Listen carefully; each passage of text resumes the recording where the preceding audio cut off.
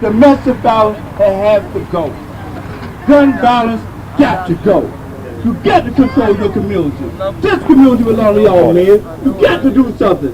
One household at a time. This is the case of 33-year-old Mayanda Thomas, a devoted mother of 2 young boys who would be found dead in her bedroom on May 31st, 2024, with multiple gunshot wounds piercing through her body while her 2-year-old son slept just a few rooms away. But before Mayanda Thomas met her tragic and preventable death that spring morning, before her family received the phone call that would transform their lives into what her mother, Verna Hall, described as a bad dream, a nightmare, we need to go back to New Year's Eve of 2019, when Antonio Williams first demonstrated exactly how dangerous he truly was, and somehow, inexplicably, the system still allowed him to walk free. The evening of December 31st, 2019 was supposed to be a quiet celebration for the Bibbs family in Southwest Houston. 60-year-old Melinda Bibbs, a woman her family remembers as someone who didn't have any enemies and was the life of the party, had planned to ring in the new year at home with her 30-year-old daughter, Ebony Young, and Ebony's infant daughter, who was not even a year old yet. They were going to watch movies together, enjoy each other's company, and welcome 2020 in the comfort and safety of their own home. But safety was an illusion that night, because Ebony's ex-boyfriend, Antonio Cornell Williams, had other plans entirely. According to Houston Police Department investigators, Williams had gotten into an argument with Ebony earlier that evening, left the house in apparent anger, but then made the decision to return to that residence. At approximately 11:55 in the evening, just minutes before the new year would officially begin, shots suddenly rang out through the quiet neighborhood, shattering glass and shattering lives in equal measure. Williams had fired multiple rounds through the window of Melinda Bibbs' home, bullets that tore through the walls and found their targets with devastating accuracy. Melinda Bibbs, the beloved grandmother who had simply wanted to spend a peaceful evening with her daughter and granddaughter, was struck and killed instantly. Her daughter, Ebony, the actual target of Williams's rage, was critically wounded but somehow survived. And miraculously, tragically, Ebony's baby daughter slept through the entire ordeal completely unharmed. The family's grief was compounded by overwhelming fear and frustration because Williams was not immediately arrested. He remained free, walking the streets, capable of striking again while the family tried to process their unimaginable loss. Melinda's son, Aaron Young, tried to articulate the difference between natural loss and violent tragedy. It's one thing to lose your mother through natural causes. When somebody takes your mother's life into their hands, it's a whole different world. Melinda's goddaughter, Kayota Hill, expressed the paralyzing anxiety the entire family was experiencing. The big thing is that he's still out there, not knowing if he's going to try to strike again, not being able to sleep at night, and not being comfortable around windows. But the big thing is to know that he's still out there. Not knowing if he is going to try to strike again, not being able to sleep at night, not being comfortable around windows. Melinda Bibbs was 60 years old. She was a mother, grandmother, godmother, but she was more than that. She was a lovable person, you know. She didn't have no enemies. Everybody she came in contact with loved her. She was the life of the party. The last time Christina Young saw her mother-in-law was during the Christmas holidays, and when it came time to say goodbye, she told me again, she said, "I love you, Christy." I said, "Mama, I love you too." So, and that was it. On New Year's Eve, her family says she planned to watch movies with her daughter, Ebony, who lived with her along with her 1-year-old child. Were fired through the window at the home, Ebony seriously wounded, but her mother was. At the time, HPD investigators stated it was believed to be the result of an altercation between Ebony and her ex-boyfriend, but there has been no arrest, no charges filed, and it compounds the pain for the Bibbs family. When somebody takes your mother life into their own hands, it's a whole different world, a whole different ballgame. In the midst of loss and fear, they're planning a funeral, hoping that the final gift. Ebony is recovering, her family helping care for her child. But on top of grief, there's concern. The family held Melinda's funeral on January 18, 2020, laying her to rest at Paradise North Cemetery after a homegoing service at Community Baptist Church in Houston. But they did so without the closure of seeing her killer face justice. It would take over 2 years before Williams was finally formally indicted for Melinda Bibb's murder in March of 2022. When the indictment finally came down in Fort Bend County's 400th District Court, the court initially set Williams's bond at $500,000. But here's where the system began to fail in ways that would prove fatal. By October of 2022, just 7 months after the indictment, Williams's bond was reduced from $500,000 down to just $115,000. This meant that Williams could secure his release by posting approximately 10 to 15% of that amount to a bail bondsman, which would have been somewhere between $11,500 and $17,250 for a murder charge. But the story gets even more complicated and even more infuriating. Because while Williams was dealing with the murder charge in Fort Bend County, he was simultaneously facing another serious felony charge in neighboring Harris County. Back in 2021, Williams had been charged with being a felon in possession of a weapon, a serious violation given his extensive criminal history.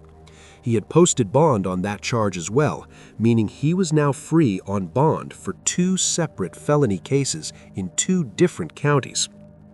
Then, in September of 2023, Williams pled guilty to the weapons charge and was sentenced to 2 years in prison.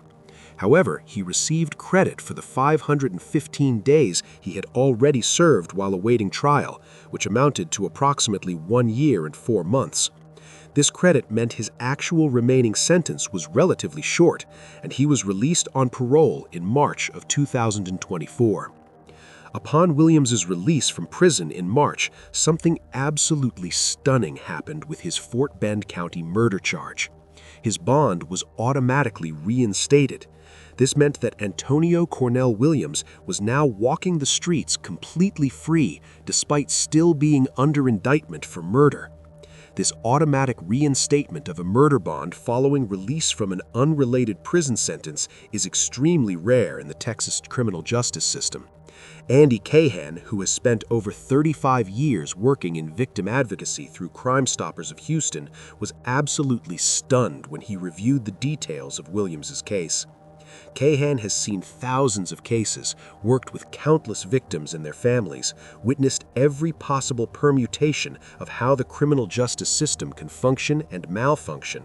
And yet, Williams's situation was something entirely new to him. Crime Stoppers is an organization rooted in protecting victims. We start with the truth. Her life was precious. Her death was tragic. And yes, she deserves justice. But justice for victims means ensuring that the right person is held accountable with reliable evidence and a fair process. If we rush to judgment, if we rush to punish without certainty, we risk betraying victims and surviving family members by not securing true justice.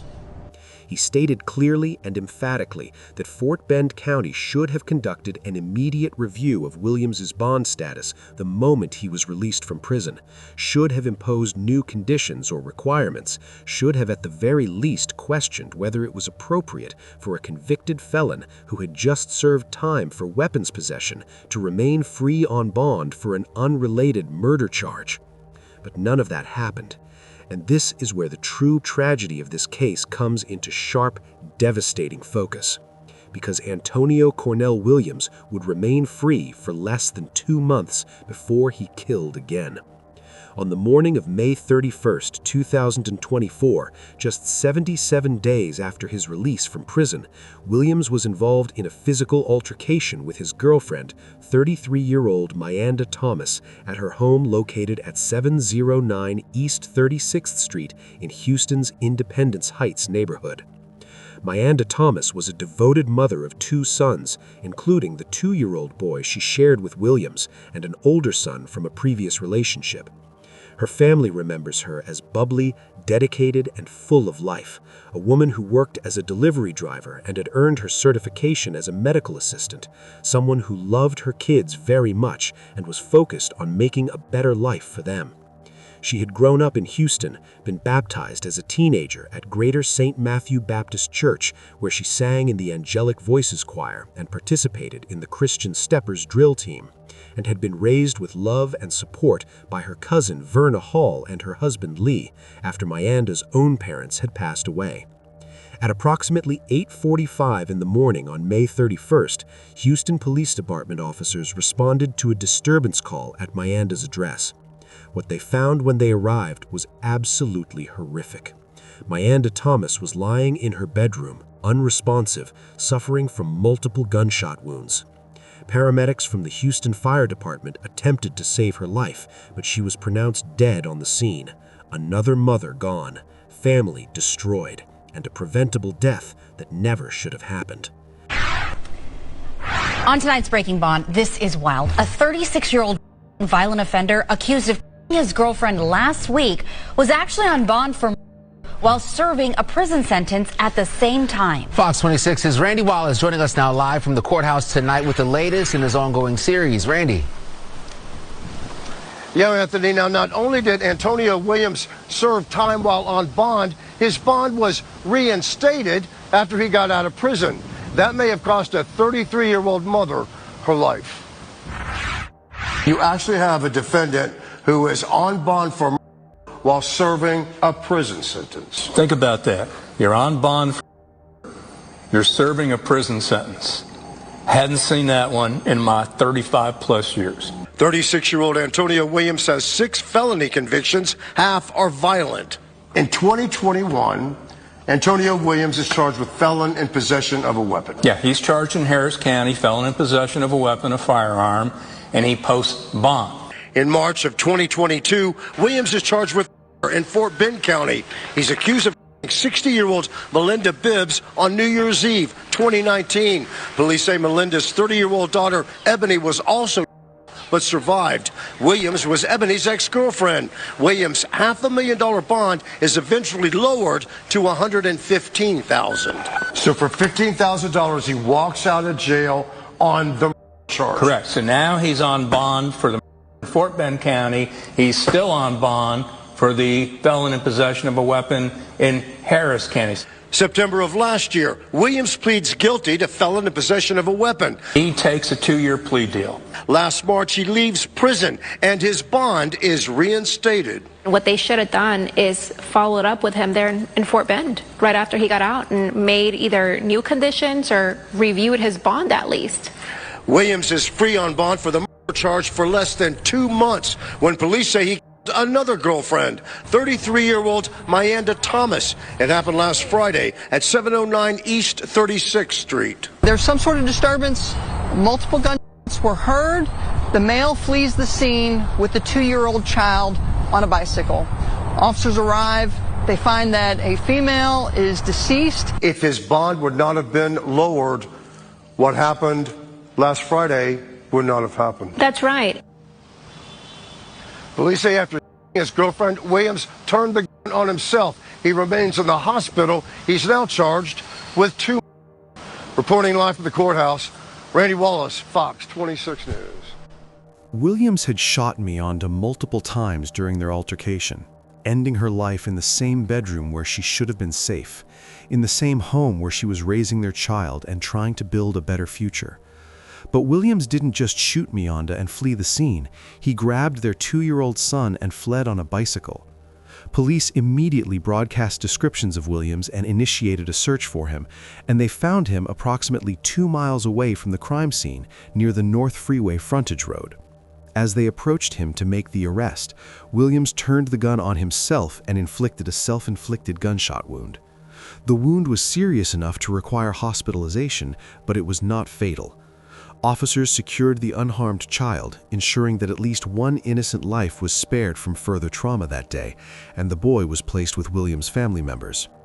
Williams received medical treatment for his wound and survived, which meant he would have to face justice for what he had done, though many would argue that no form of earthly justice could ever be sufficient for the lives he had taken and the families he had destroyed. And happening right now, Houston police investigating a domestic homicide in the Independence Heights area. It happened in the 700 block of East 36th Street this morning. Stephen Goen joining us live now with details. So what are police telling you, Stephen? Sherman, we're told that a woman was found in a home here on East 36th Street. As you can see behind me, there is still an active investigation. Now take a look. This is some video that we have from the scene.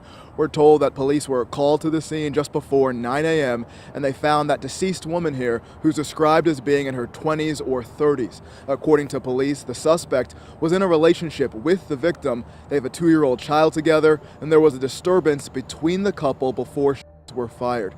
Now, police say the suspect actually fled the scene on a bike with the couple's 2-year-old child. Officers went looking and found them about a half-mile away. But when police approached, we're told the suspect pulled out a gun and shot himself. Now, back out here live, we are told that suspect, who's described as a black male in his 20s or 30s, he was taken to the hospital. He's currently in surgery. His condition is unknown to us at this time. As for the child involved in all of this, they're now in the custody of their grandmother. This is, of course, a developing situation, and we'll continue to update you on air and online. For now, in North Houston, Stephen Goen, KHOU 11 News. The impact on Myanda Thomas's family was absolutely devastating. Her mother, Verna Hall, the woman who had stepped in to raise Myanda after her biological parents passed away, struggled to process the news. She described receiving the phone call about Myanda's death as completely surreal. Quote, "To get this call that she's not here is like, no way, you're joking. I just kept saying that this is a bad dream, this is a nightmare." End quote. Verna Hall also had harsh words for Williams, describing his actions as representing another level of I don't care about nobody but myself, and calling his self-inflicted gunshot wound during his arrest cowardly, an attempt to escape accountability for the horror he had just perpetrated. Myanda's sibling, Brian Smith, used the tragedy as an opportunity to warn others about the dangers of toxic relationships. Quote, "If you know you are in something that is dragging your energy or is not good for you, please, please take my sister as an example and get out of it." End quote. Family members clarified that Myanda and Williams were not in a committed relationship and that there had been building tensions between them prior to the fatal incident, though nothing that would have predicted such extreme violence. Man shot himself in front of his 2-year-old son right after police say he the child's mother this morning. The tragedy unfolded in Independence Heights on East 36th Street in Ajax. ABC 13's Micah Hampill is live after speaking to the victim's family. Micah? Based on the series of events that happened this morning, the victim's family called the woman in this case a coward. They say himself was just him trying to take the easy way out. Houston police say the gunman did survive that and was taken to the hospital for surgery. If you know you're in something that is dragging your energy or is not good for you, please, please take my sister as an example and get out of it. 34-year-old Myanda Thomas's family showed up in groups and stood at the crime scene tape on East 36th Street while Houston police gathered evidence in her. To get this call that she's not here is like, no way. You're joking. I just kept saying this is a bad dream, this is a nightmare. Family says the mother of two was with her younger son at the child's father's house in Independence Heights when they got into a fight this morning. Thomas's family says she did not want to be with him, which was a point of contention. During the fight, police say the child's father, who has not been identified, Thomas. It didn't have to happen. From there, the gunman took off on a bicycle with the toddler and rode about 2 miles before police spotted him. He's not going to be wearing a shirt. He's going to have a baby with no shirt either. Before the officers made any real contact with him, police say the gunman shot himself. To do what you did in front of your kid, to take his mom away, then try to take yourself out with the baby right there, like, no, you have no heart, no conscience. He lived and was taken to surgery. Unfortunately, Thomas did not survive. The baby was unharmed and is with the gunman's family. In downtown Houston, Micah Hatfield, ABC 13 Eyewitness News. Mayanda's funeral was held on June 15, 2024, at the same Greater St. Matthew Baptist Church where she had been baptized as a teenager, where she had sung in the choir and participated in youth activities, where her faith had been nurtured and her community had embraced her. Now that same community was gathering to mourn her loss and to support her 2 young sons, who would have to grow up without their mother. On June 3, 2024, just 3 days after Mayanda's murder, Williams was formally charged with murder in Harris County's 174th State District Court. Additionally, his bond in the Fort Bend County murder case for Melinda Bibbs' death was finally revoked, though this action came far too late to save Mayanda Thomas's life. Williams now faced murder charges in 2 separate counties for 2 separate victims, both of whom were connected to him through romantic relationships, had been shot in acts of domestic violence, and one of whom might still be alive if the system had functioned properly. Andy Cahan's analysis focuses particularly on the bond reduction that occurred in October 2022. He argues that, quote, "I could conclusively make the argument that if Fort Bend hadn't reduced that $500,000 bond to $115,000, Williams wouldn't have made it, and he would remain in Fort Bend County Jail pending trial. Mayanda Thomas would likely be alive today," end quote. The case has become a flashpoint in ongoing debates about bail reform in Texas and across the United States. Texas Governor Greg Abbott highlighted the case in May of 2025, using it as evidence for the need for stricter bail policies. Abbott stated, quote, "If this career criminal was not on the streets, Mayanda would still be alive. It's time to pass bail reform and save lives," end quote. The political implications of this case extend beyond any single jurisdiction or any single victim, because Mayanda Thomas's death represents a pattern that advocates say is far too common. Dangerous offenders being released on bond, sometimes multiple times, sometimes for increasingly serious crimes, and then going on to commit new acts of violence while supposedly under court supervision.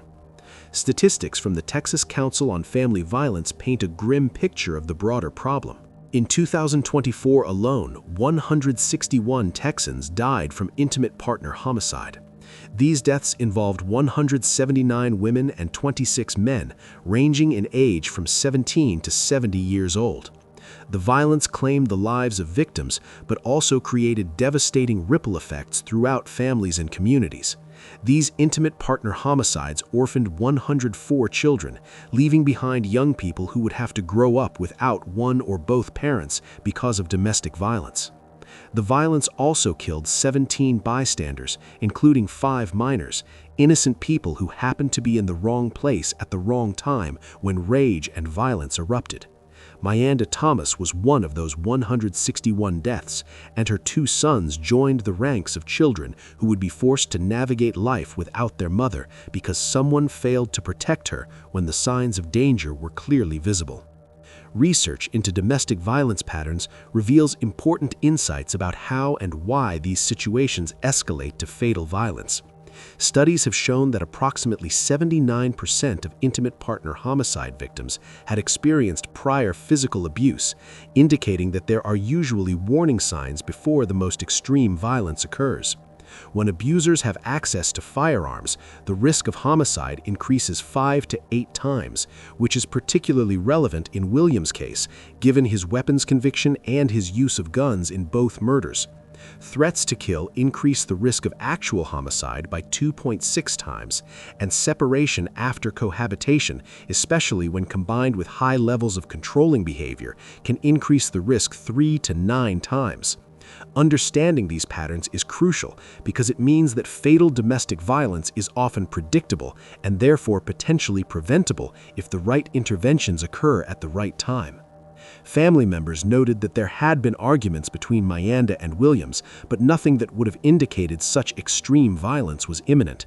This speaks to how domestic violence can sometimes escalate rapidly from verbal conflicts to lethal force, particularly when firearms are involved and when perpetrators have demonstrated violent tendencies in the past.